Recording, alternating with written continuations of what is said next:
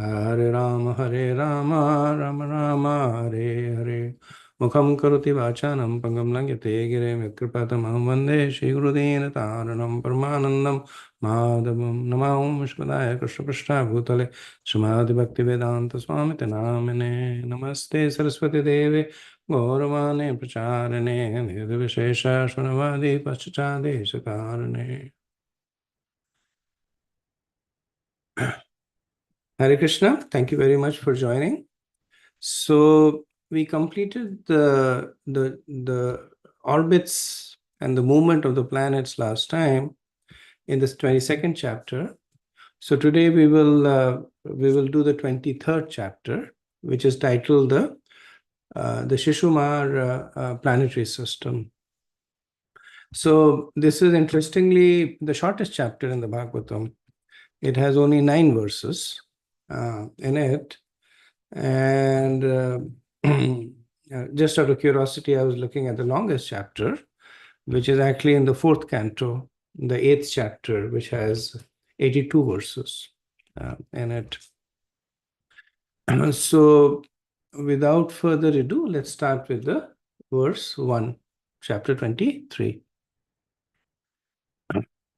Sukdev Goswami continued, "My dear king, 1.3 million yojanas, 10.4 million miles, above the planet of the 7 sages is the place that learned scholars describe as the abode of Lord Vishnu. There the son of Maharaj Utanpad, the great devotee Maharaj Dhruv, still resides as the life source of all the living entities who live until the end of the creation. Agni, Indra, Prajapati, Kashyap, and Dharma all assemble there to offer him honor and respectful obeisances. They circumambulate him with their right side towards him. I have already described the glorious activities of Maharaj Dhruv in the 4th canto of the Srimad Bhagavatam.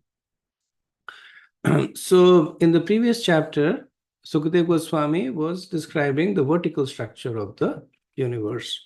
So, going from Bhumandal, he went to Surya, then Chandra, then the different planets, all the way till Saturn, then the Saptarishi.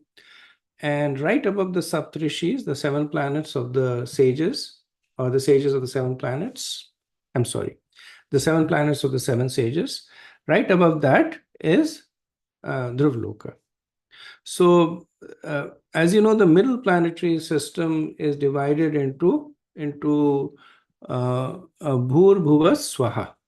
So, Bhur is the Bhumandal, on which the Earth planet is, and the Saptadweep is, from Jambudweep to Pushkardweep.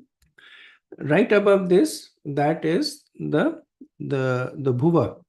Bhuva is the intermediate areas, which contains the planets of the Siddhas, the Charans, the Apsaras, the Gandharvas. And above that is Swaha, Svarglok. So the Svarglok essentially starts from the moon planet and goes all the way up till Dhruvaloka. Right? So Dhruvaloka is the highest planet of the Svarglok. And above Dhruva Lok, then comes the upper planets, the Satyalok, Tapalok, Gyanlok. So those 4 planets come right above Dhruvaloka, which essentially then gets us to the top of the universe. So here, in preparation to describing the Shishumar, the Dhruvaloka, which is the apex of the Shishumar, the top point of the Shishumar is being defined, is described in 3 verses. So 1.3 million yojanas above the Saptarishis is Dhruvaloka, and this is also the abode of Shodakshay Vishnu. So it is said that on this planet, Dhruva resides, and Shodas, the Lord in his Shodakshay Paramatma form, He resides on the ocean of milk.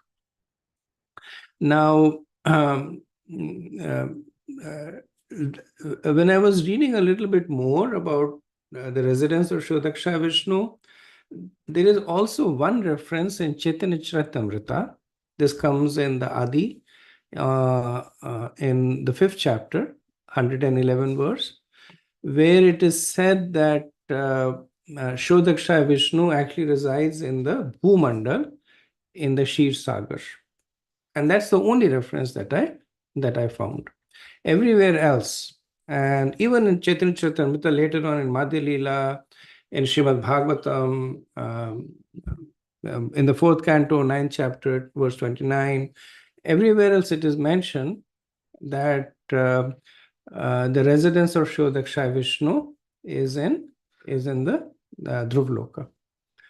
Okay, next verse. Established by the supreme will of the Supreme Personality of the Godhead, the pole star, which is the planet of Maharaj Dhruv, constantly shines as the central pivot for all the stars and planets. The unsleeping, invisible, and most powerful time factor causes the luminaries to revolve around the pole star without cessation. Right? So Sukadeva Goswami is giving the two ends of this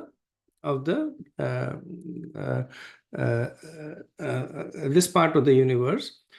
At the bottom is Mount Meru, which is on Bhulok, which is fixed, does not move. At the top is Dhruvaloka, which is fixed and does not move. And there is an axis or a line that connects the two, which essentially is the center axis of the universe. So we had previously said that the universe is like a ball. And if it is a sphere, and we pass a line through the center of that sphere, that line essentially is connecting Dhruvaloka with Mount Meru. Now consider that the ball is revolving in a clockwise direction. That essentially is called the movement of the Kal Chakra. So everything in between Mount Meru and Dhruvaloka is rotating at a constant speed. The speed is fixed. And all of them are residing, keeping Dhruvaloka on their right-hand side. So they're all moving in a clockwise direction, with the exception of the grahas.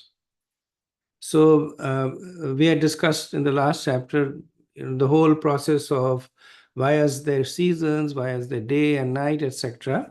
That is because the sun and the moon and the other planets, but really the cause of these two is the fact that the sun and the moon, they're also traveling in the direction of the Kal Chakra, but at a different speed. The sun moves a little slower than the Kal Chakra. So in the time that the sun completes 365 revolutions, the Kal Chakra completes 366 revolutions. Right. So that's how we get the 1 year, the 365 days in a year. And the moon moves a lot slower than the sun, which is why the movement of the moon is more rapid. And because of these relative movements difference in the movement between the Kal Chakra, sun, and the moon, we get days and night, we get the year, we get the Adhik Mas, we get the seasons. So all that is coming because of this relative movement. Other than these planets, everything else, the zodiacs, the constellations, all so all these are essentially considered to be the Shishumar, the body of the dolphin. They're all moving at a constant speed. So Prabhupada in the purport writes that it is distinctly stated herein that all the luminaries, the planets and stars revolve under the influence of the supreme time factor. The time factor is another feature of the Supreme Personality of Godhead. Everyone is under the influence of the time factor, but the Supreme Personality of Godhead is so kind and loves his devotee Maharaj Dhruva so much that he has placed all the luminaries under the control of Dhruva's planet and has arranged for the time factor to work under him or with his cooperation. Everything is actually done according to the will and direction of the Supreme Lord. But to make his devotee the most important individual within the universe, the Lord has placed the activities of time factor under his control. So Dhruva Maharaj lives on this planet for a day of Brahma. So, and then of course the next Dhruva Maharaj comes. And Srila Prabhupada writes that to glorify his devotee,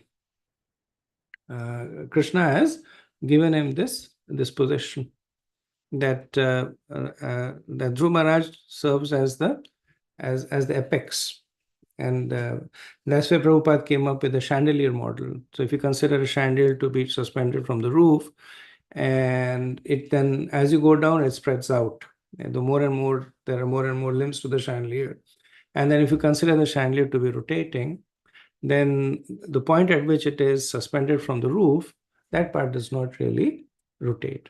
Now, according to the, it's not mentioned here, but according to the other Puranas, the planet of Dhruva Maharaj, while staying in its own position, does spin. So while it does not rotate, it does spin. And that spinning motion is what causes the Kal Chakra to move underneath it. Okay, next verse, verse 3. When the bulls are yoked together and tied to a central post to thresh rice, they tread around that pivot without deviating from their proper position. One bull being closest to the post, another in the middle, and third on the outside. Similarly, all the planets and all the hundreds and thousands of stars revolve around the pole star, the planet of Maharaj, Dhruva, in their respective orbits, some higher and some lower. Fastened by the Supreme Personality of Godhead to the machine of material nature, according to the results of the fruitive activities, they are driven around the pole star by the wind and will continue to do so until the end of creation. These planets float in the air within the vast sky just as clouds with hundreds and tons of water float in the air, or as the great Cheyenne eagles, due to the result of past activities, fly high in the sky and have no chance of falling in the ground. So Prabhupada makes the following points in the purport, and that the movement of the planets around Drivaloka is called Kal Chakra. He quotes Brahma Samhita verse 52, that it is the will of the Lord and not gravity that holds the planets in orbit. So it's not because of the laws of gravity, rather because of the manipulation of air. And so according to the more conventional science, the planets are held in their orbit because of gravity. Like the Earth is floating around, is moving around the sun because the sun is attracting the Earth, and the Earth is also moving, so it's trying to, it has an outward force, and the balance out. And similarly, for different stars, they have different laws of motion. But Prabhupada makes this point that one should not be surprised to see such large, massive bodies floating in the air, because we already have experience of it. He gives two examples. He gives the examples of the cloud. So, and the clouds, they are enormous and very heavy because they are laden with water, but yet they are floating in the air. And similarly, the Cheyenne eagles, which are supposedly large enough to carry elephants, they are floating in the air. So one should not think that just because the size of something is large, it cannot float. So by extrapolating that, one can understand that even these large stars and planets are floating in the air. And ultimately, Prabhupada says they're floating because of it says that this is all made possible by the cooperation of the principles of Purush and Prakriti, essentially Krishna controlling material nature. All the demigods are living entities who have been appointed to their various posts as the masters. So there is a presiding deity for these heavenly bodies, like Surya Dev, who is Vivaswan, is or the presiding on the sun, and there is Somdev presiding on moon. So different personalities at different times will preside on these planets, and they acquire this position because of their piety. And Prabhupada said that special amongst them is Surya Narayan, or the predominating deity of sun, who is considered to be an incarnation of the personality of Godhead. And so in the purport, Prabhupada writes, regarding the great eagles mentioned in this universe, it is understood that they are so big that they can prey on big elephants. They fly so high that they can travel from one planet to another. They start flying in one planet and land in another, and while in flight, they lay eggs that hatch into other birds while falling through the air. In Sanskrit, such eagles are known as Shayan. Under the present circumstances, of course, we cannot see such huge birds, but at least we know of the eagles that capture monkeys and can throw them down to kill and eat them. Similarly, it is understood that there are gigantic birds that can carry off elephants, kill them, and eat them. Okay. So after having established the glories of Dhruvalok, in the next 4 verses is the description of the Shishumar. Verse 4, this great machine consisting of the stars and planets resemble the form of a Shishumar, dolphin in the water. It is sometimes considered an incarnation of Krishna, Vasudeva. Great yogis meditate upon Vasudeva in this form because it is actually visible. So Prabhupada writes that transcendentalists such as yogis whose mind cannot accommodate the form of the Lord prefer to visualize something very great such as the Virat Purush. Therefore, some yogis contemplate this imaginary Shushumar to be swimming in the sky the way a dolphin swims in water.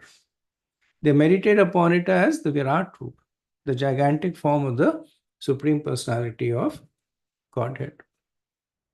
So the Shishumar one can consider as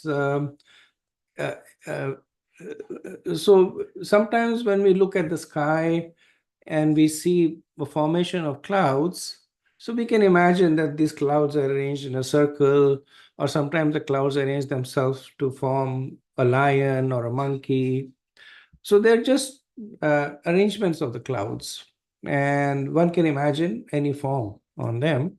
So similarly, the Shishumar is the form of the heavenly bodies between Bhumandal and Dhruvaloka. So if you were to consider all the different kinds of heavenly bodies, the zodiacs, the constellations, the planets, the stars of the devas, many of these heavenly bodies are essentially vehicles. So they are vehicles that are carrying divine personalities. So if you consider the shape of all this, one can imagine it to be a dolphin which is upside down. The nose of the dolphin is on Mount Meru, and the tail of the dolphin is at Dhruvaloka. And Prabhupada notes that the yogis, one form of the meditation, so when they are not purified enough to meditate completely within their heart, and they need to meditate on something tangible. So they meditate on this Shishumar. So they look at the sky, they look at the collection of the planets and the stars in the sky. They look at the shape as a dolphin, and they consider that shape to be non-different from Krishna, and thus they meditate on it. It's almost like though uh, uh, it's authorized, but it's like devotees, they look at the deities, and they look at the deities, and while meditating on the deities, they consider the original form of the Lord. So similarly, the Lord, in order to help those who still need, uh, so for devotees they appears as deities, but for the yogis who need to meditate on something gigantic, the Lord allows them to see him as the Shishumar. But it is said that this is imaginary. This is for the neophyte yogis, and one should not consider in any way that the Lord is present as a dolphin, or the Lord is in any way manifesting his form as a dolphin. It is just that they imagine this form to be non-different from the Lord, as a mnemonic, as an aid for them to think of the Supreme Lord. Okay, verse 5. This form of the Shishumar has his head downward and his body coiled. On the end of its tail is the planet of Dhruva. On the body of its tail are the planets of the demigods, Prajapati, Agni, Indra, and Dharma. And at the base of the tail are the planets of the demigods, Dhata and Vidhata. Where the hips might be on the Shishumar are the 7 saintly sages like Vashishta and Angira. The coiled body of the Shishumar turns towards its right side, on which there are the 14 constellations from Abhijit to Punarvasu are located. On his left side are the 14 stars from Pushya to Uttarashadha. Thus, its body is balanced between its sides, because its sides are occupied by an equal number of stars. On the back of the Shishumar is the group of stars known as Ajaviti, and on its abdomen is the Ganges that flows in the sky, the Milky Way. So this is describing the heavenly bodies that lie between Dhruvaloka and Bhumandal in the upside down dolphin. And there are some pictorial representations of the Shishumara also. Now, interestingly, not all the scriptures, they describe these planets as a dolphin. Like there are some Puranas that actually describe it as a scorpion. So the main point is you can imagine it as anything. In the Bhagavatam and many yogis, they imagine it as a dolphin, and there's a description of the distribution of the various prominent, not everything, but the various prominent stars and planets on the body of the dolphin. Verse 6.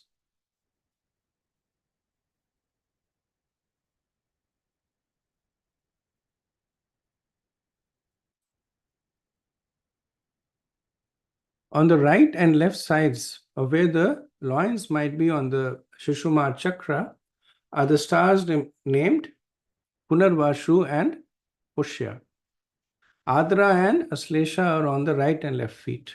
Avijit and Uttarashadha are on its right and left nostrils.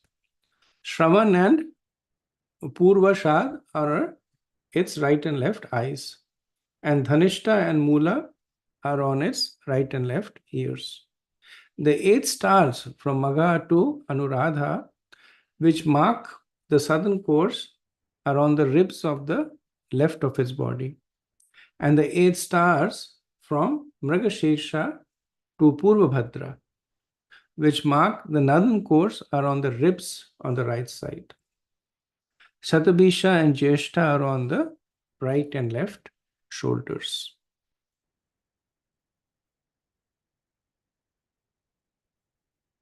Okay, verse 7.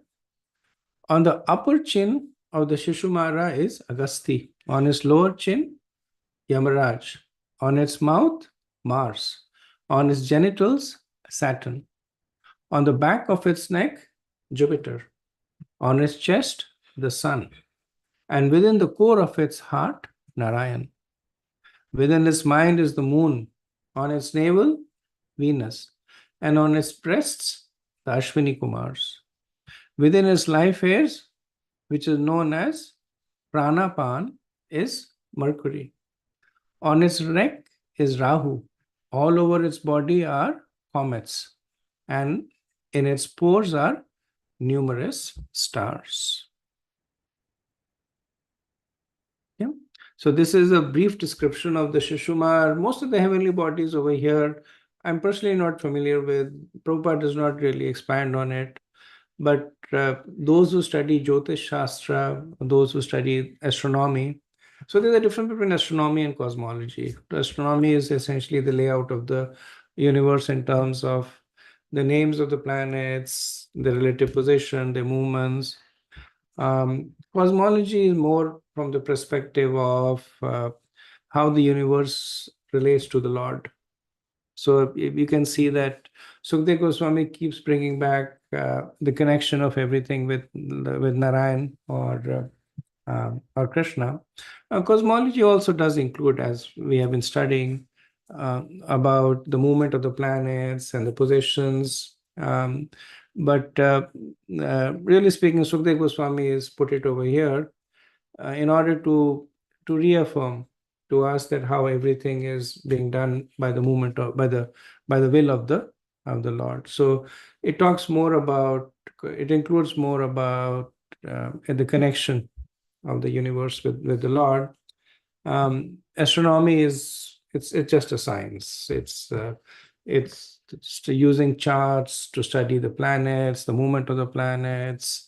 And there's obviously a material astronomy wherein they use a telescope, etc., to observe planets. So it's more of a material science. Okay, so we come to the last two verses of the chapter, which essentially is a mantra to worship Shishumar. So this is the mantras that the yogis recite when they're meditating on Shishumar. My dear king, the body of the Shishumar, as thus described, should be considered the external form of Lord Vishnu, the Supreme Personality of Godhead. Morning, noon, and evening, one should silently observe the form of the Lord as the Shishumar Chakra and worship him with this mantra. O Lord, who have assumed the form of time, O resting place of all the planets moving into different orbits, O Master of all demigods, O Supreme Person, I offer my respectful obeisances unto you and meditate upon you. Right, so this is the mantra that the yogis recite while meditating on the Shishumar. And the next verse will talk about, it's a summation, it's the falstuti of the mantra. The body of the Supreme Lord, Vishnu, which forms the Shishumar Chakra, is the resting place of all the demigods and all the stars and planets. One who chants this mantra to worship that Supreme Person 3 times a day, morning, noon, and evening, will surely be freed from all sinful reactions. If one simply offers his obeisances to this form or remembers this form 3 times a day, all his recent sinful activities will be destroyed. So this is the falstuti of reciting that mantra. And Prabhupada in the purport, he gives essentially a summary of the universe based on Vishwanath Chakravarti Thakur's summary.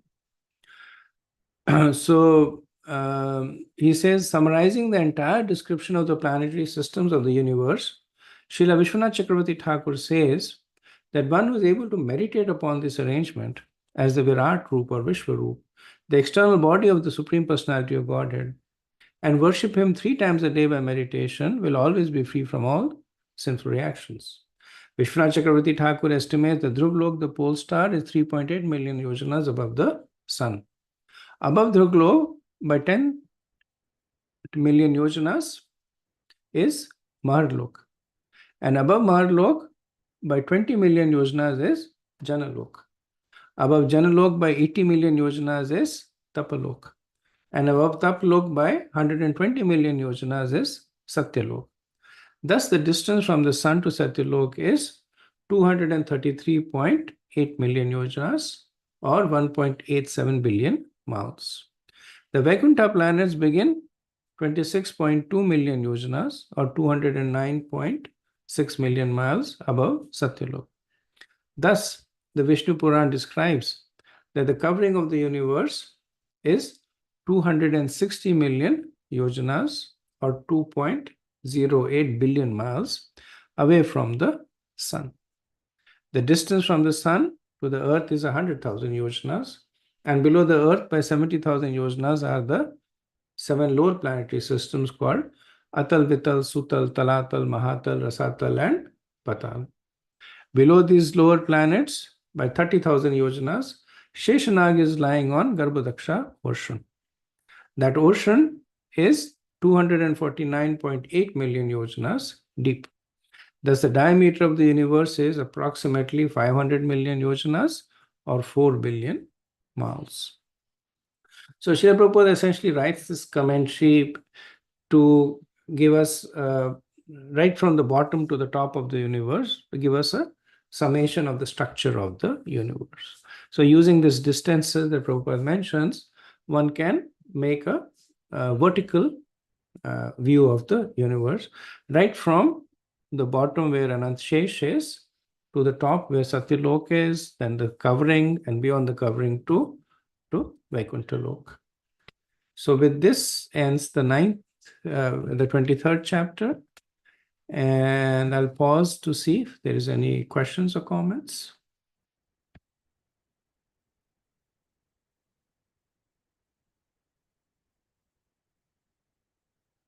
Hare Krishna Prabhu, this last Parastuti mantra is a bit like the Gayatri mantra, no? The Gayatri mantra also covers the whole Om Bhur Bhuva Swaha, and the sun is also there, no? You're It's a correct. bit. Yeah. The Gayatri Mantra also covers the 3 planetary systems. The Shishumar mantra also covers from the Bhumandal all the way to Dhruvloka. Yeah. The chanting Hare Krishna includes everything. Yes. Beyond. Yeah.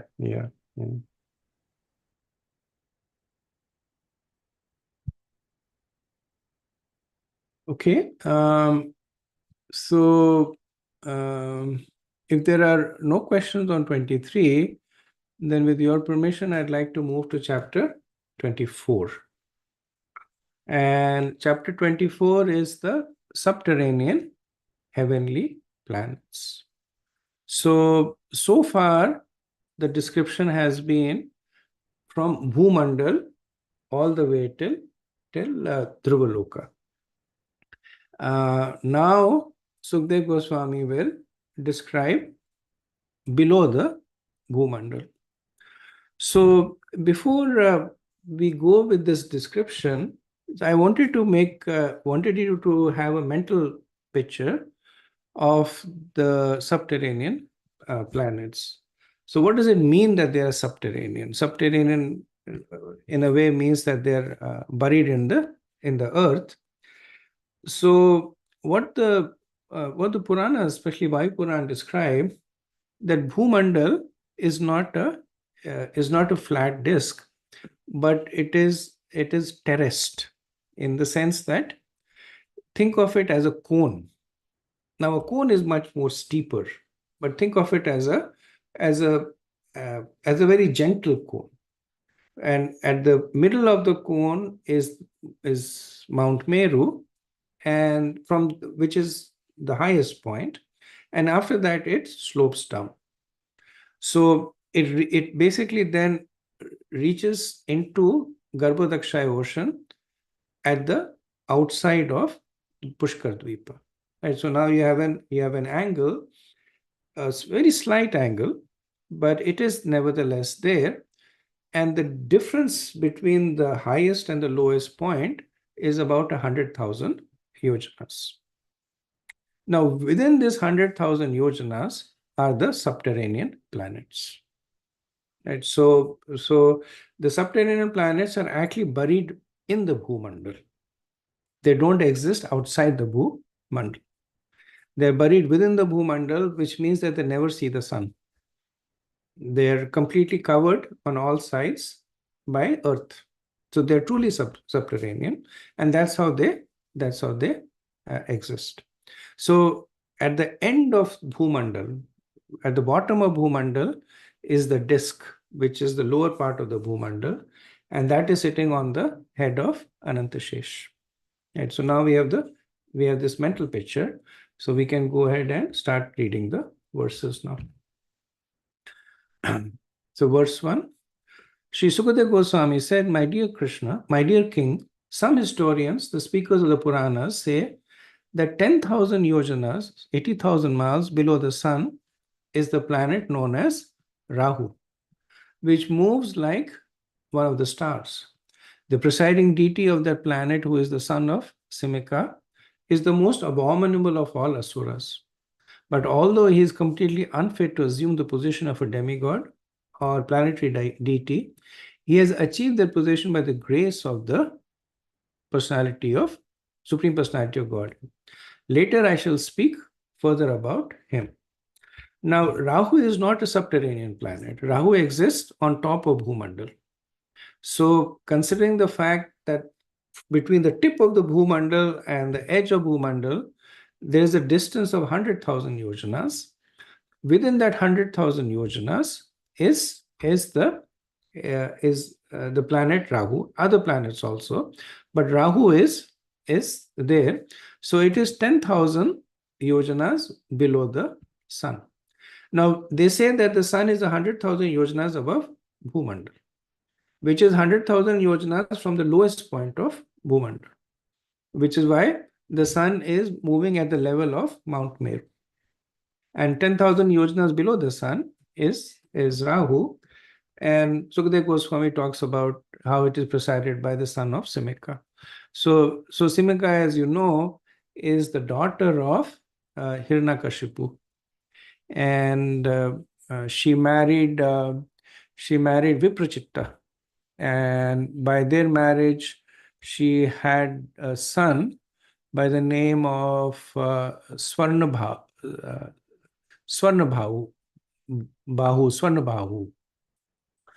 who was an asura. And Swarnabhahu was the one that during the time of the churning of the ocean, he sat amongst the devas. Mohini Murti cut off his head, but because he had already tasted the nectar, he became deathless. So his head became the Rahu, and his body become Ketu. And Rahu and Ketu are diametrically 180-degree opposite. And they are the only planetary system that move faster than the Kal Chakra. Everything else moves either at the speed of Kal Chakra or slower than it. But Rahu and Ketu are the only two that actually move slightly faster than the Kal Chakra, which is why compared to the other planets, they're always considered retrograde, that they're always moving in the opposite direction. And Simika appears in Ramayana as the person that, so she had this benediction that she could hold on to the shadow and stop the person. So when Hanuman was jumping over to Lanka, then Simika caught hold of his shadow, and then ultimately she's killed by Hanuman. Verse 2. The sun globe, which is the source of heat, extends for 10,000 yojanas. The moon extends for 20,000 yojanas, 160,000 miles, and Rahu extends for 30,000 yojanas, 240,000 miles. Formerly, when nectar was being distributed, Rahu tried to create dissension between the sun and the moon by interposing himself between them. Rahu is inimical towards both the sun and the moon, and therefore he always tries to cover the sunshine and moonshine on dark moon days and full moon night. So this size that they're given, 10,000, 20,000, and 30,000, is the diameter of the sun, moon, and Rahu. So from this we can understand that Rahu is 3 times the size of the sun and 1.5 times the size of the moon. And in terms of its position, horizontal position, it is between the sun and the moon. So this is the explanation of the eclipse by Vedic cosmology, that the sun and the moon are moving at their own speed in the orbits. Rahu is moving at its own speed. And because of the way the relative speeds happen, there are 2 kinds of alignment that will happen. Because the Rahu is bigger than either the sun and the moon, it has the ability to block the sun. So, if you look at the movement of, and this is from the Earth planet, if you look at the movement of the Earth with respect to the sun and the moon, sometimes Rahu will come between Earth and sun, and sometimes it will come between Earth and moon. And that's how it causes the solar eclipse and the lunar eclipse. So it's a little different from the conventional understanding of eclipses, where either the moon comes between the sun and the earth, or the earth comes between the moon and the sun. It is similar in the case that there is something that comes, but the difference is that in this case, it is the understanding that it is Rahu that comes. Okay, moving on.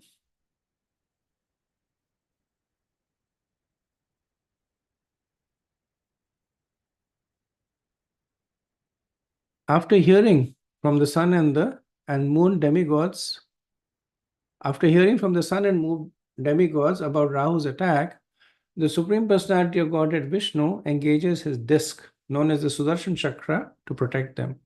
The Sudarshan Chakra is the Lord's most beloved devotee and is favored by the Lord. The intense heat of his effulgence, meant for killing non-Vaishnavas, is unbearable to Rahu, and he therefore flees in fear of it.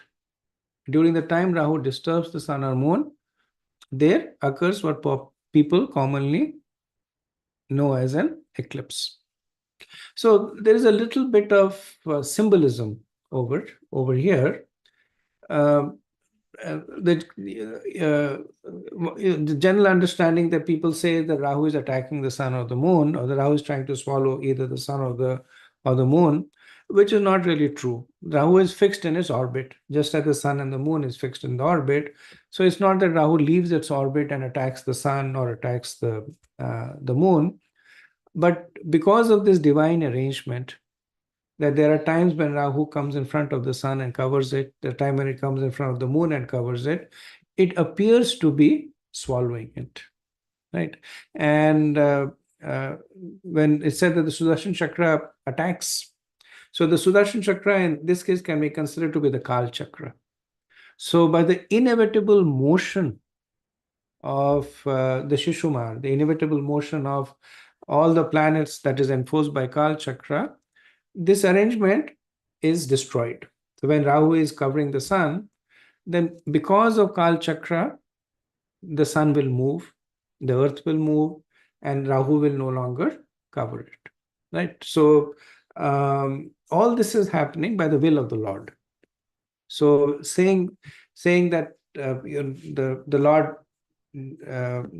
engages his Sudarshan Chakra to protect earth and moon, it is valid because all this is happening by the will of the Lord. But nevertheless, it's not happening as is popularly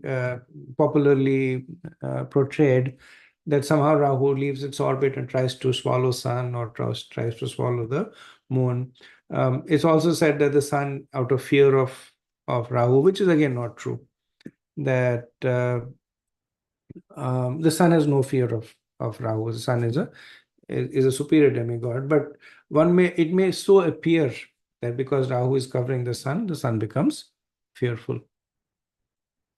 Prabhupada writes in the purport that the controlling demigods are most obedient to Lord Vishnu, although they also want material sense enjoyment, and that is why they're called demigods or almost godly. Although Rahu attempts to attack both the sun and the moon, they're protected by Lord Vishnu. Being very afraid of Lord Vishnu Chakra, Rahu cannot stay in front of sun and moon for more than a muhurat, 48 minutes. Right? So here we see Prabhupada explaining that because of the movement of the planets, the inevitable shift in this alignment will happen. The phenomena that occurs when Rahu blocks the light of the sun or moon is called an eclipse. The attempt of the scientists of this earth to go to the moon is also as demoniac as Rahu's attack. Of course, the attempts will be failures because no one can enter the moon or sun so easily. Like the attack of Rahu, such attempts will certainly be failures. Sometimes Prabhupada would say that they actually have not landed on moon, but they landed on Rahu. And other times Prabhupada would also say that they may have landed on moon, but they have been bewildered by the illusory potency of Somadev. Okay, verse 4. Below Rahu by 10,000 yojanas are the planets known as Siddhalok, Charanlok, and Vidyadharas. Right. So now, essentially, this is the distance between the tip of Bhumandal and the bottom of Bhumandal. This 100,000 yojanas, this distance is being described. So all this is Bhuvardloka. Right. So right above Bhulok is Bhuvardloka, and above Bhuvardloka is Svargloka. So the Svargloka begins, as I said, from the moon planet. The sun planet is technically in the Bhuvardloka. Actually, it is considered to be in Antariksh, in the intermediate area. But technically, the sun is not a heavenly planet. But because of the presence of Surya Narayan, because of the presence of the Lord in the form of sun, it is glorified as a heavenly planet. And everything below, from below the moon, with exception of sun, everything below the moon to the bottom of the till Pushkar Dweep, so till the bottom of Bhumandal, that 100,000 yojanas is considered to be Bhuvardloka. So Sukadeva Goswami is now describing the residence of Bhuvardloka. Right. So there was Rahu and Ketu. Now there is Siddhalok, Charanlok, and Vidyadharas. So these the jivas on this places, they are more advanced than the residents of Bhulok, but not as advanced as the residents of Svargloka. Verse 5. Beneath Vidyadhar Loka, Charan Loka, and Siddha Loka is the city called Antariksh, are the places of enjoyment for yakshas, rakshasas, pisachas, ghosts, and so on. Antariksh extends as far as the winds blow and the clouds float in the sky. Above this, there is no more air. Right? So below the Bhuvardlok is this intermediate space called Antariksh. So here it's understood that nobody really lives here, but people come and visit over here. The yakshas, the rakshas, pisachas, etc. This is the place of their enjoyment, and it goes as low as the winds and the clouds float in the sky. So now, if you start looking from Earth upwards, so let's look at from Bhumandal upwards. So right above the land of Bhumandal is the atmosphere, and that goes as far as the clouds. So above the clouds starts the Antariksh. And the Antariksh will take us all the way to Bhuvarlok. Bhuvarlok will take us all the way to Swargalok.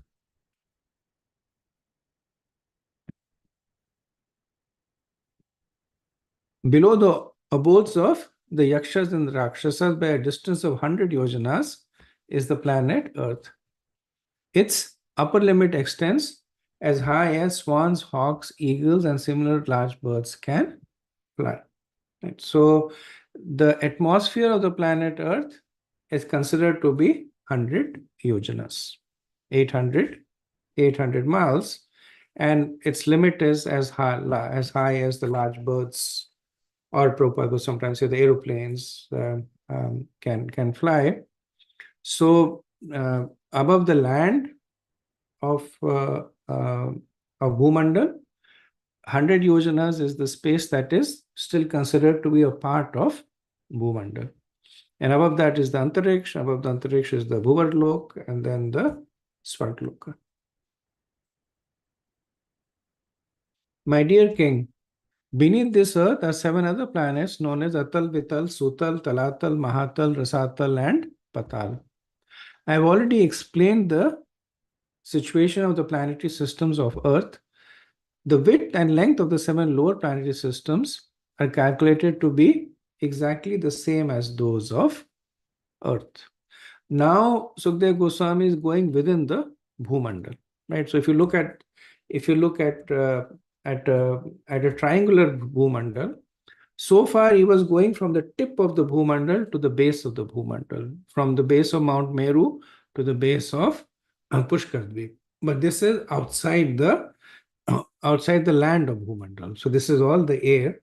Now he's going within the surface of Bhumandal. And there are the 7 subterranean planetary system. Atal, Vital, Sutal, Talatal, Mahatal, Rasatal, and Patal. In these 7 planetary systems, which are also known as subterranean heavens, Bilasvarga, there are very beautiful houses, gardens, and places of sense enjoyment, which are even more opulent than those in the higher planets, because the demons have a very high standard of sensual pleasure, wealth, and influence. Most of the residents of these planets, who are known as Daityas, Danavas, and Nagas, live as householders. Their wives, children, friends, and societies are all fully engaged in illusory material happiness. The sense enjoyment of the demigods is sometimes disturbed, but the residents of these planets enjoy life without disturbances. Thus, they are understood to be very attached to illusory planets, illusory happiness. So there's a description of the conception of the residents of these 7 subterranean planets. So these are not hellish planets. One should understand these are not hellish planets. These are simply the 7 subterranean planets. And here they are considered to be described as Bilasvarga. So Swarga in the sense that they enjoy an even higher level of material opulence. So the residents of these planets also achieve these planets because of piety. But the piety that they have is for sensual enjoyment only. The devas are mixed. While they desire to enjoy materially, but they also are devotees. And that's why they go to the heavenly planets. But the piety of the residents of the Bilasvarga is only for the purpose of material enjoyment. So that's why it says it is undisturbed. The residents of the heavenly planets, and disturbance is a relative term. So their happiness is disturbed by their desire to serve the Lord. So it is disturbed by austerities, disturbed by devotional service, disturbed by the well-being, desire for well-being for others. But here it is undisturbed. So there is only the jivas and the desire to enjoy. And because they have the ability to create avenues for the enjoyment, they are able to enjoy a lot more than the devas. Okay, next verse. My dear king, in the imitation heaven known as the Vilasvarga, there is a great demon named Mayadana, who is an expert artist and architect. He has constructed many brilliantly decorated cities. There are many wonderful houses, walls, gates, assembly houses, temples, yards, and temple compounds, as well as many hotels, serving as residential quarters for foreigners. The house for the leaders of these planets are constructed with the most valuable jewels, and they are always crowded with living entities known as Nagas and Asuras, as well as many pigeons, parrots, and similar birds. All in all, these imitation heavenly cities are most beautifully situated and attractively decorated. So Sukdev Goswami here is he's describing across. So the Nagas are there in the much lower. So generally what one can understand is that as you go from Atal to Patal, the living conditions become more and more uh, uh, severe or constricted. So in Atal, they have a much higher standard of living. They have palaces, and now all of it is subterranean. So it is said that because there is no sun, and later verse will talk about it, because there is no sun, there is no fear of time, other than the Lord Sudarshan Chakra. But as you go lower and lower, the snakes they live in, they actually live in burrows. They make small holes and live over there. So as you go lower and lower, the mentality becomes more and more materialistic, more and more envious, more and more fearful. So that conception becomes more and more as you go from Atal to Patal. Sukdev Goswami kind of describes in a general way for these seven. That's why he's talking in the same verse about houses, walls, and gates, and he's also talking about Nagas and Asuras. Now, the Nagas, they don't live in houses or temple compounds. The Nagas live in holes. But even the Nagas, they have the jewels on their hood, and they also enjoy pleasure in that from our perspective, that abominable circumstances, they also enjoy pleasure over there. Verse 10. The parks and gardens in the artificial heavens surpass in beauty most of the upper heavenly planets. The trees in those gardens, embraced by creepers, bend with a heavy burden of twigs with fruits and flowers, and therefore they appear extraordinarily beautiful. That beauty could attract anyone and make his mind fully blossom in the pleasure of sense gratification. There are many lakes and reservoirs with clear, transparent water agitated by jumping fish and decorated with many flowers such as lilies, kuvalyas, kahalaras, and blue and red lotuses. Pairs of charvakas and many other birds, water birds, nest in the lakes and also enjoy in a happy mood, making sweet, pleasing vibrations that are very satisfying and conducive to enjoyment of the senses. So, by their mystic powers, they construct what almost looks like what we would see on the spherical oak or the planets, but it is all within the Earth. And we have some experience of that, right? Even in on the Earth planet, there are people that will construct the whole cities underground. When I was first working in Washington D.C., I used to work in so this is in Lafayette Plaza, and they had like 4 or 5 stories underneath. So there was a metro at the top, and there were 4 or 5 stories underneath that. And so I would take the metro, take the elevator down. My office was, I think, maybe third or fourth floor underneath. But once you go underneath, there is no difference. They had water fountains, and they had artificial sunlight, they had like skylights that gave you the sense that there was sun, and there were shopping complexes, large shopping complexes. small mall over there. So it would be actually kind of interesting experience for me, that I would go in the morning and the whole day I would be, so to speak, within the earth. And then when I would come out at the end of the day, and then I would see a different reality, which is natural sunshine, natural trees.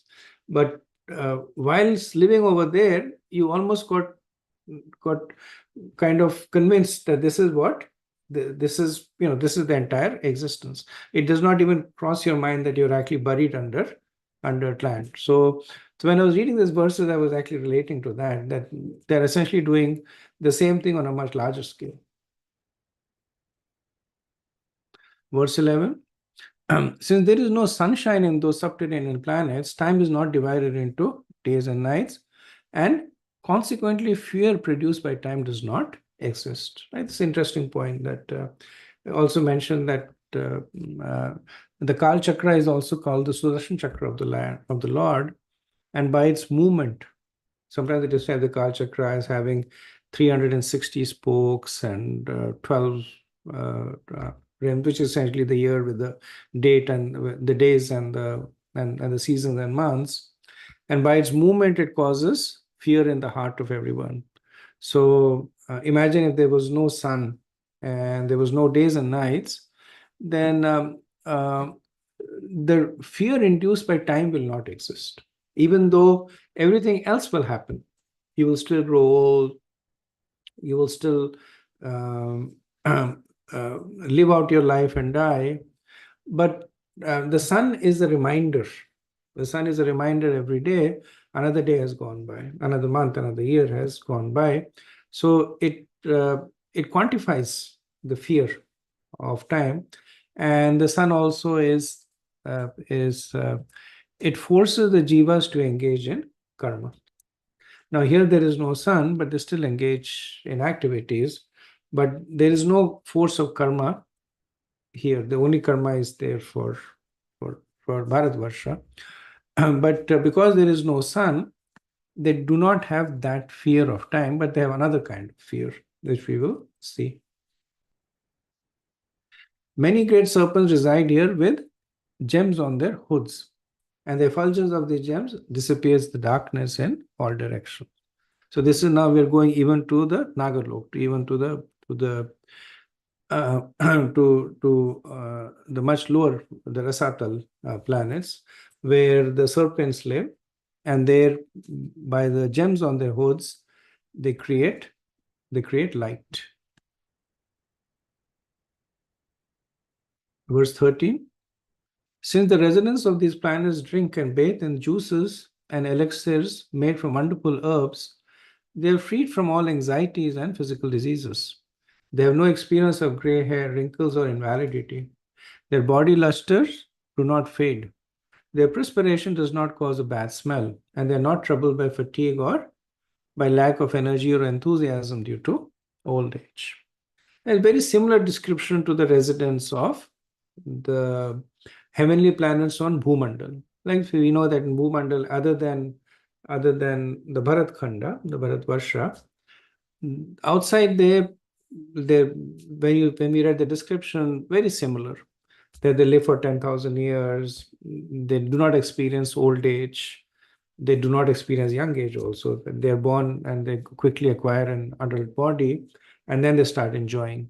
They enjoy piously over there, they start enjoying, but they do not experience diseases, they do not experience disabilities. Their bodies are always effulgent and shining. Same thing is also being described for the residents of the lower planetary. They live very auspiciously and do not fear death from anything but death's established time, which is the effulgence of the Sudarshan Chakra, or the Supreme Personality of Godhead. Right? So even though they are not able to mark the passage of time because there is no sun, but time nevertheless marks them. Right? So even though they don't have a clock that says that it's 8 a.m., 9 a.m., or today is Monday and tomorrow is Tuesday. So they do not fear time in that way, but Nevertheless, they live for a fixed amount of time. So they fear death in that form. So the effulgence of Sudarshan Chakra is the passage of time independent of sun. Right? It says the Sudarshan Chakra activates the sun. So just like people will wind up the clock and set an alarm on it. So the Sudarshan Chakra is the one that is activating the sun to mark its passage. But the movement of the Sudarshan Chakra is independent of the sun. The sun is simply marking the passage. So whether you see the sun or not, time is still going on. So same thing is happening over here. So Srila Prabhupada says that one may make his living conditions very pleasing for the senses. But despite all favorable conditions, one must die in course of time. One must in due course of time meet death. The members of a demoniac civilization endeavor to make the living conditions very comfortable, but they cannot check death. So Prabhupada kind of is talking about the more opulent countries on planet Earth, that they work very hard to make the living conditions comfortable, whether it is by so if you look at more advanced countries, there's widespread eating of meat, but you will never see people slaughtering animals in public. All that has been abstracted away. It's closed, it is isolated, and by the time it comes to your table, it's in a nicely packaged form uh, that looks very alluring. They have painted it also so that it doesn't look like it is rotting. So there's a lot of effort that is made for the immediate comfort. But Prabhupada makes the point that the passage of time is still inevitable. Death still happens.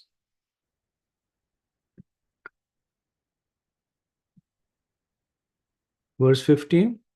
When the Sudarshan disk enters these provinces, the pregnant wives of the demons all have miscarriages due to fear of its effulgence. Next verse. My dear king, now I shall describe to you the lower planetary system one by one, beginning from Atal. So earlier on, Sukdev Goswami had given the general description of the 7 planets. Now he's going to talk about going from top all the way to the bottom. So in Atal, there is a demon, the son of Maya, Danav, called Bala, who created 96 kinds of mystic power. Some so-called yogis and swamis take advantage of this mystic power to cheat people even today. Simply by yawning, the demon Bal created 3 kinds of women known as Swarini, Kamini, and Pumshali. The Swarinis like to marry men from their own group. The Kamanis marry men from any group, and the Pumshalis change husbands one after another. If one enters the planet of Atal, these women immediately capture him and induce him to drink an intoxicated beverage made from a drug known as Hatak, cannabis indica. This intoxicant endows the man with great sexual prowess, of which the women take advantage for enjoyment. A woman will enchant him with attractive glances, intimate words, smiles of loves, and then embraces. In this way, she induces him to enjoy sex with her to her full satisfaction. Because of his increased sexual power, the man thinks himself stronger than 10,000 elephants and considers himself most perfect. Indeed, illusioned and intoxicated by false pride, he thinks himself God, ignoring impeding death. So 3 kinds of, so Bala is described in Atal. Bal is a great mystic, the son of Maya Dana, creates 96 kinds of mystic powers, and 3 kinds of women. So the Swarini are the women who are independent. The Kamini are the women who are lusty, and the Pumshali are the women who like to be controlled. But the common amongst them is that whether through independence or whether through lust or whether through submission, they bring the men under their control for the sexual pleasure, give them hatak, which is Prabhupada translates it as cannabis, and then enjoy with them and give them this false sense of divinity. The next planet below Atal is Vital, wherein Lord Shiva, who is known as the master of gold mines, lives with his personal associates, the ghosts and similar living entities. Lord Shiva, as the progenitor, engages in sex with Bhavani, the progenitress, to produce living entities. And from the mixture of the vital fluid, the river named Hataki is generated. When fire, being made to blaze by the wind, drinks of this river and then sizzles and spits it out, it produces gold called Hatak. The demons who live on the planet with their wives decorate themselves with various ornaments from that gold, and thus they live very happily. So Srila Prabhupada writes in the purport that it appears that when Bhava and Bhavani, Lord Shiva and his wife unite sexually, the emulsification of the secretion creates a chemical which, when heated by fire, can produce gold. It is said that the alchemists of the medieval age tried to prepare gold from base metal. And Srila Sanatana Goswami also states that when base metal is treated with mercury, it can produce gold. Srila Sanatana Goswami mentioned in this regard to the initiation of low-class men to turn them into Brahmins. So Sanatana Goswami says that as one can transform Kamsa or bell metal into gold by treating it with mercury, one can turn a low-born man into a Brahman by initiating him properly into Vaishnava activities. The International Society for Krishna Consciousness is trying to turn Malechas and Yavanas into real Brahmanas by properly initiating them and stopping them from engaging in meat eating, intoxication, illicit sex, and gambling. One who stops these four principles of sinful activities and chants Hare Krishna Maha Mantra certainly becomes a pure Brahman through the process of bona fide initiation as suggested by Sanatana Goswami. Apart from this, if one takes hint from this verse and learns how to mix mercury with metal by properly heating and melting them, one can get gold very cheaply. The alchemists of the Middle Ages tried to manufacture gold, but they were unsuccessful, perhaps because they did not follow the right instructions. So I was listening to one lecture by Radhanath Maharaj, and he did a little bit more research into this, and he says that the process of transforming bell metal into gold through mercury is actually through that one person first has to drink mercury, and then when mercury so mercury is poisonous. If anybody drinks mercury, they'll die. But that's where the yogic power comes into play. That when they drink the mercury and then they pass it through stool, and when they pass that stool on bell metal, then it becomes gold. So he says that one essentially first the alchemist have to prepare the body to become suitable recipients of receiving mercury and passing it without killing, and then bell metal can become gold. Okay, verse 18. Below the planet Vital is another planet known as Sutal, where the great son of Maharaj Virochan, Bali Maharaj, who is celebrated as the most pious king, resides even now. For the welfare of Indra, the king of heaven, Lord Vishnu appeared in the form of a dwarf brahmachari as the son of Aditi and tricked Bali Maharaj by begging for only 3 paces of land, but taking all the 3 wolves. Being very pleased with Bali Maharaj for giving all his possessions, the Lord returned his kingdom and made him richer than the opulent King Indra. Even now, Bali Maharaj engages in devotional service by worshipping the Supreme Personality of Godhead in the planet Sutal. So even though Sutal is a subterranean planet, lower planet, by the presence of Bali Maharaj, and we all know the Vaman Leela that is being described here.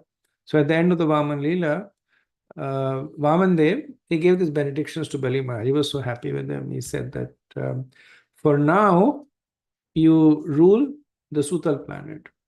And then he says that there you will enjoy pleasures even more than what Indra does. Because Bali Maharaj was a mixed devotee.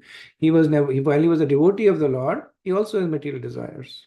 Very much like Dhruv Maharaj, that mixed yet. He had material desires, but also devotee by the mercy of Narad Muni.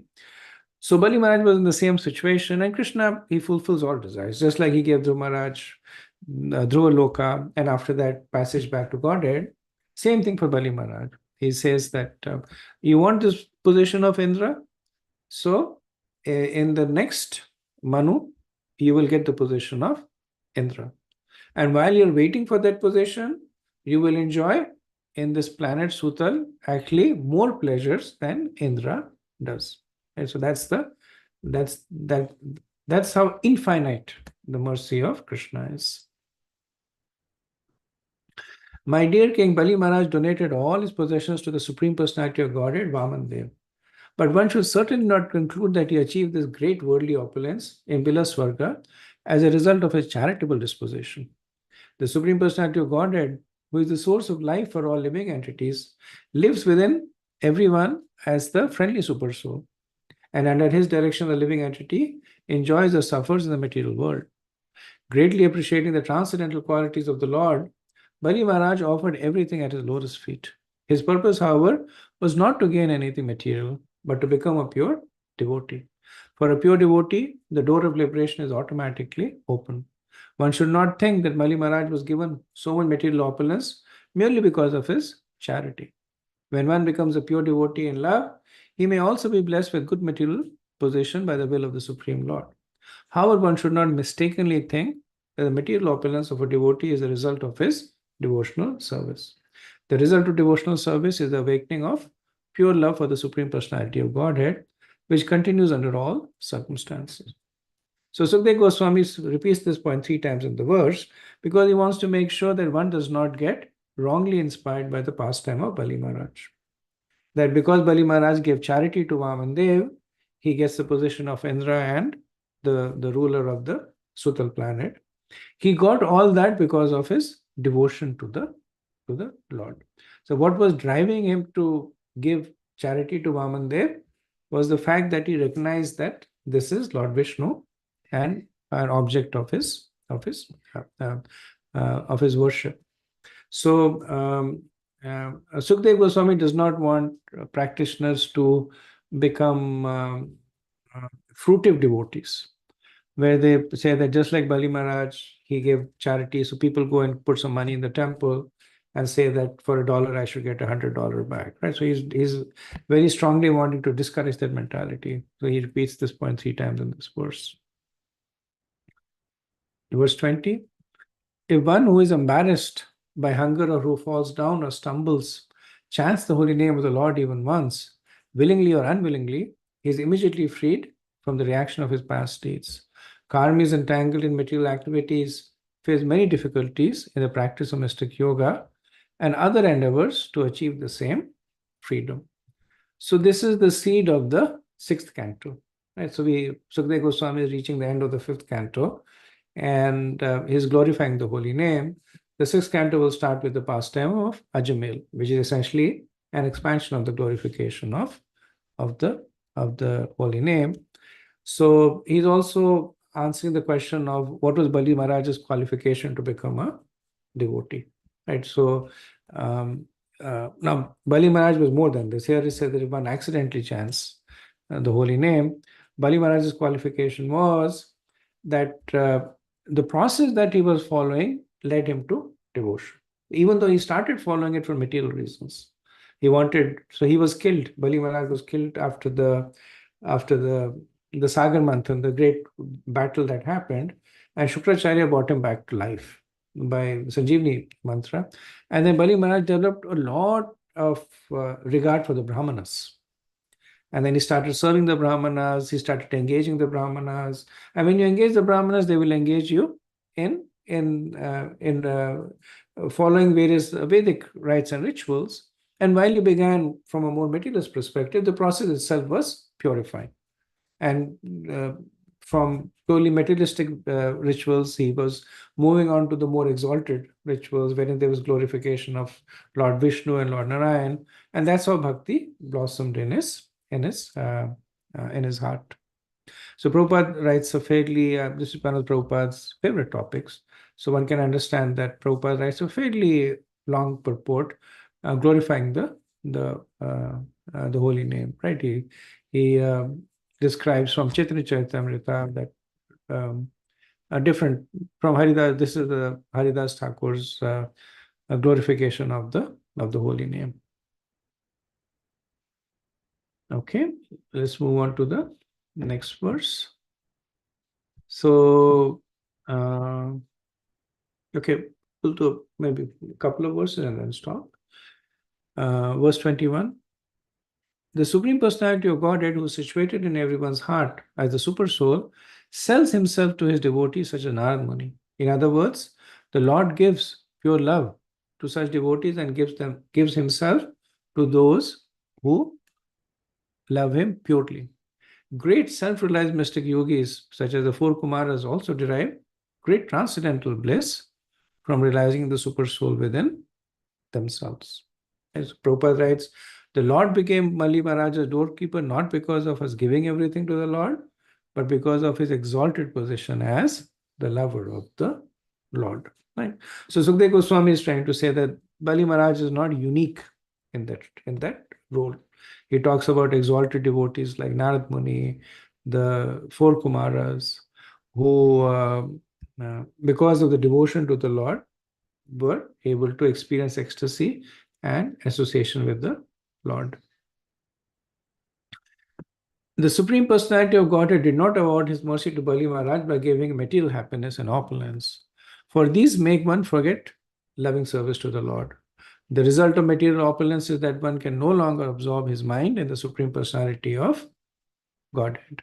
And Sukadeva Goswami is reiterating the same point over and over again. So, repetition for emphasis, that one should not think that Bali Maharaj obtained the favor of the Lord because he gave charity, and one should not think that the mercy of the Lord and Bali Maharaj manifested in terms of material opulence. Right? So, both ways, one should not think that the interaction with the Lord is material opulence. Whether one gives materially to the Lord, or if one thinks that one can get materially from the Lord, both of it will not happen. So this particular pastime is being stressed in that context, that Bali Maharaj externally gave some charity to the Lord, but one should not think that that charity made him a candidate for receiving the mercy of the Lord. And the Lord reciprocated by giving Bali Maharaj position of Indra, Sutal, etc. But one should not think that this material opulence is the mercy of the Lord. The real mercy of the Lord is the fact that the Lord personally associated with Bali Maharaj when he was staying in Sutal, and after his reign as Indra, it will take him back to Godhead. That is the real mercy. So Prabhupada says that there are two kinds of opulence, one which results from karma, which is material, whereas the other is spiritual. A surrendered soul who fully depends on the personality of Godhead does not want material opulence. Therefore, when a pure devotee is seen to possess exalted material opulence, it is not due to karma, rather it is due to bhakti. Right? So Prabhupada makes this point that one should not confuse the material opulence of a devotee as being a sign of spiritual advancement. Like we saw in Chaitanya Charitamrita, Gadadhar Pandit makes that aparadh towards Pundarik Vidyanidhi, that he sees his material opulence, and then for a while he gets confused.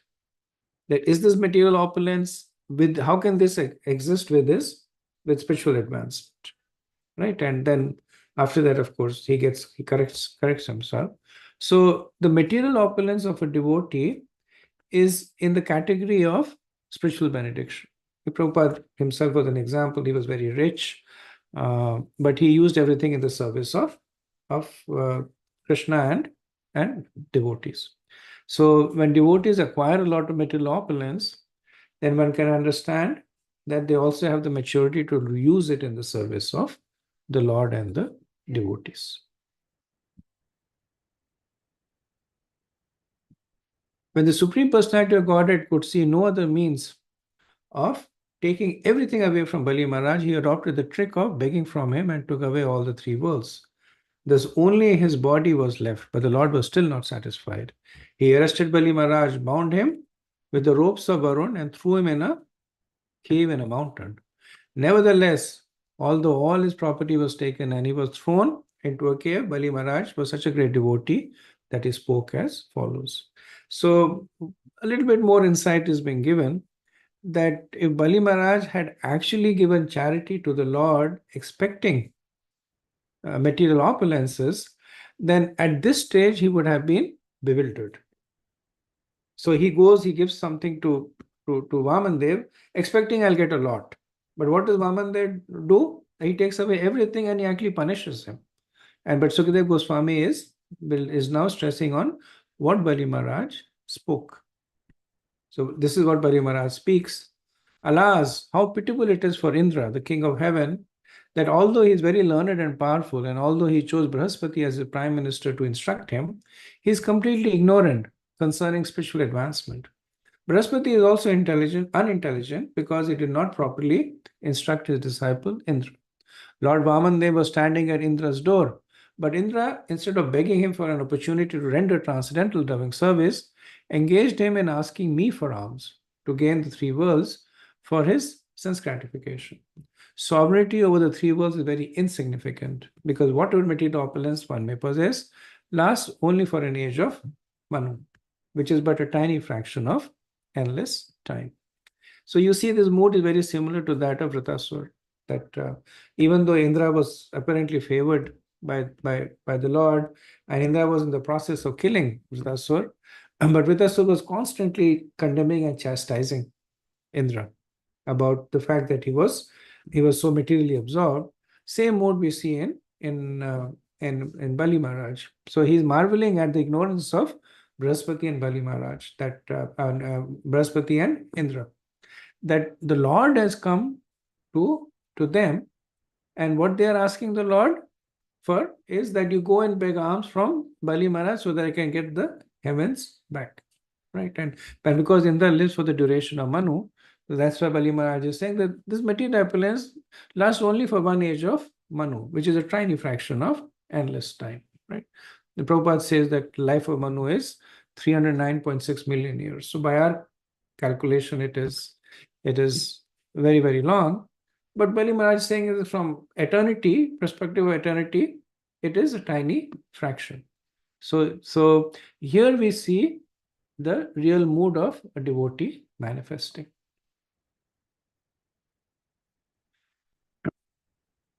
Okay, so I think we are out of time. I was hoping to finish this chapter, but we can always do it. We can always do it next time, and then start with the chapter after that. So we'll stop at verse 25.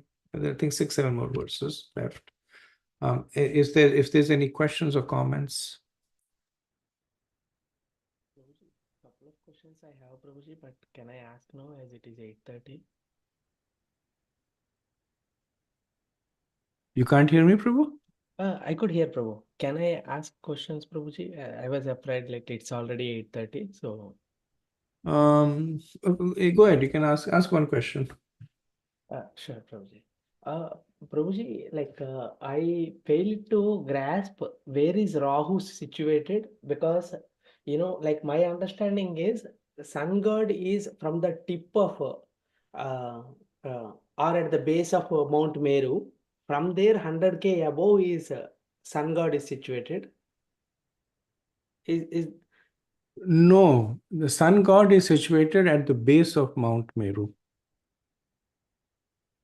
oh Because the base of Mount Meru hmm, is 100,000 yojanas above the base of Bhumandal. correct. If you look at this as a triangle over here, Huh, this distance is 100,000 yojanas. correct.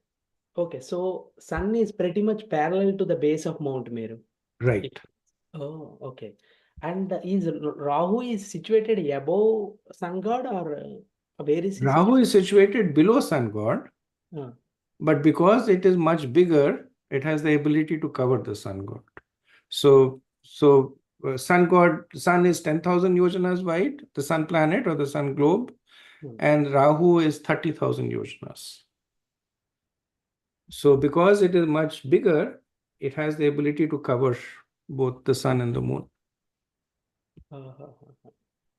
because moon is even far above, but still because it is 30K yojanas height, so it's pretty much somewhere down the base of the Mount Meru and also above the Mount Meru also. Correct, correct. That's how they can, that's how Rahu is able to cover either the sun and the moon. And Ketu situated, Prabhuji? Ketu is situated at the same level as Rahu, but 180 degrees opposite. So if you look at a circle and you have two opposite points, one is Rahu, one is Ketu. Oh, okay. And I'm also surprised both originated from the same demon. So there is, so again, this is something that actually is spoken, different things are spoken. One is this, that yes, the body of the demon became Ketu and the head became Rahu. Somewhere else it is also said that there are actually 100 Ketus who are the 100 sons of Rahu. So they're slightly different in different Puranas that is given. I spoke the one that is spoken more often than not, but this is a little bit of Puranic variations over here. And one more thing, in the same line, I'm little confused is So we Prabhuji. had agreed on one question. You already asked 5 questions, right? Okay, Prabhuji. Okay. And I think you came late also, right, for the class? I actually lost track of time, Prabhuji, because today is kind of really hectic day on me. And What happened? what happened means like I was taking 3 interviews, and after that I was filling some forms. Oh, okay. No So I worries. completely, lost track of time. Uh, Luckily, I saw WhatsApp, some message came, then I realized, Okay. it's already 7:30. Okay. So if there are no further questions or comments, we'll end over here. So next time we will, so there are 6 or 7 verses left over here. We will finish that. And like I said, we have a few more chapters going. So I think I'm hoping within a couple of weeks, we should be able to finish the 5th canto. I know a lot of you will be taking a break for the yatras. I have to work with Prem Kishore whether we continue with the classes or stop them. Prem Kishore's recommendation is we stop them because most of the people will be gone. So with that in mind, I want to finish the 5th canto before we take this break for the yatras. Okay, thank you. वाञ्छकल्पतरुभ्यश्च कृपा सिन्धुभ्येव च पतितनां पावनेभ्यो वैष्णवेभ्यो नमो नमः। अनंत कोटि वैष्णववृंद की जय। श्रील प्रभुपाद की जय। यथाय गौर Premanand. Hare Hare Krishna. Thank you very much.